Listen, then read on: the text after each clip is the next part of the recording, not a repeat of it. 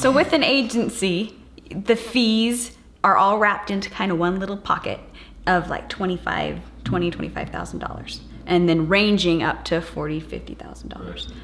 What is it going to be like if we check out an attorney or to go through an independent adoption?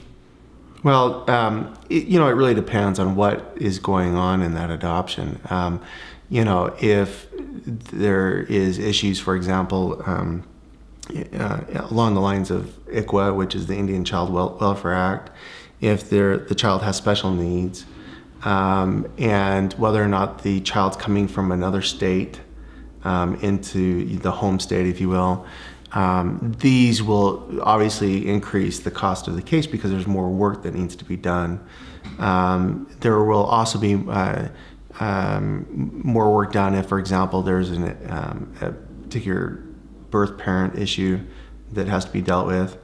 But I'll be honest with you, the best, cheapest type of independent adoptions are what we call kinship adoptions, wherein that according to the state laws, there's a direct connect between the child and the adoptive parent, and those are probably the cheapest of them all because there's not a need typically for a home study.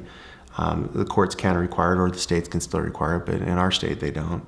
And if the child is located in another state, often the ICPC law does not apply. But then again, that's an interpretation of the ICPC office in that state as well as ours. So we have to be very clear on that particular issue. I think the interesting thing about paying fees in independent adoption is that you really truly, you're paying for whatever service you use. So if an attorney is doing work, you're paying that attorney for his time. If the social worker is doing work, you're paying that attorney for their time. If a doctor is doing work, you're paying that doctor for their time and services. So there are fees.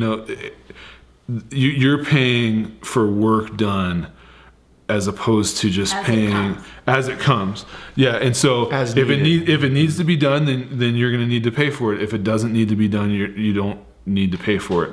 Whereas maybe with an agency adoption, you're paying this big fee, and they're just trying to cover all of their expenses that they may have, and you may not use all of those resources, or you may use more. And so, but yeah, so you pay for what you need to take care of.